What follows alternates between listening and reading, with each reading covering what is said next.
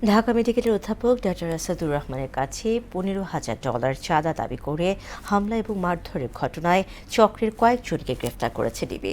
সকালে DMP media সেন্টারে সংবাদ সম্মেলনে এ তথ্য জানায় সংস্থাটি। এ সময় ডিবি প্রধান শফিকুল ইসলাম বলেন, এরা গুরুত্বপূর্ণ ব্যক্তিদের ঠিকানা, গাড়ির নম্বর ও পারিবারিক তথ্য সংগ্রহ করে চাঁদা দাবি করত। তবে দূতাবাস ও সরকারি দপ্তরে ভয় ভীতি প্রদর্শন এবং চাঁদা দাবির ঘটনার সঙ্গে এই চক্র সম্পৃক্ত নয় বলেও জানান তিনি। ইমদাদুল হক খানের প্রতিবেদন।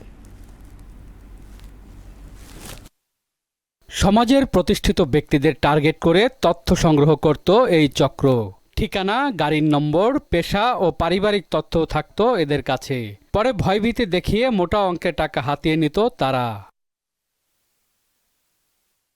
সম্প্রতি ঢাকা মেডিকেলের অধ্যাপক doctor Asadur Rahman popular diagnostic centre থেকে বের হলে তার উপর দুর্বৃত্তরা হামলা চালায় বলে জানিয়েছে পুলিশ। এতে গুরুতর আহত হন তিনি। পরে তার কাছে দাবি করা হয় $15,000। ঢাকা মেডিকেলের ইএনটির অধ্যাপক আসাদুর রহমান সাহেব, উনি যখন ওনার প্র্যাকটিস শেষ করে পপুলার ডায়াগনস্টিক সেন্টার থেকে যাচ্ছিলেন, তখন 5-6 জন দুষ্কৃতিকারী তাকে আক্রমণ করে। ডিবির দাবি, একইভাবে আনোয়ার খান মেডিকেলের অধ্যাপক ডাক্তার আমিনুল হককে ভয়ভীতি দেখে গাড়ি আটকে মারধর করা হয়। এ ঘটনায় ধানমন্ডি থানায় সাধারণ ডায়েরি করা হয়েছিল। আনোয়ার খান মেডিকেল কলেজের একজন অধ্যাপক, ওনার নাম ডক্টর আমিনুল হক, ওনাকেও এরকম চাঁদার দাবিতে ভয়ভীতি প্রদর্শনের জন্য ওনার গাড়ি আটক করে এবং ওনাকেও মারধর করে। ডিবি প্রধান দাবি করেন, এই চক্রের অন্যতম হোতা সানি। সে সিঙ্গাপুরে থাকাকালে হুন্ডি ব্যবসায় জড়িয়ে আর্থিক ক্ষতির পর দেশে ফিরে আসে। পরে কয়েকজনকে নিয়ে এ চক্র গড়ে তোলে। এই সানি হচ্ছে এই চক্রের মূল হোতা।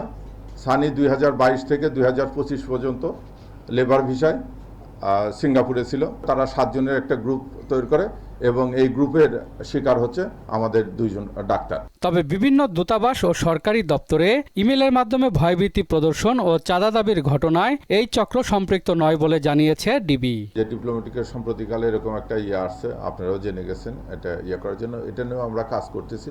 ওখানে তারা যে বিকাশ নাম্বারগুলো দিয়েছে, এই বিকাশ নাম্বারের প্রায় 3-4 জনকে আমরা নিয়ে এসেছিলাম জিজ্ঞাসাবাদের জন্য। আপনাদের অবগতির জন্য জানাচ্ছে, তারা কিছুই জানে না।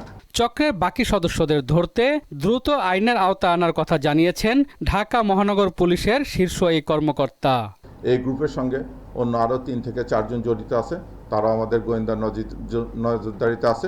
ইমদাদুল হক খান, মহানগর সংবাদ, ঢাকা।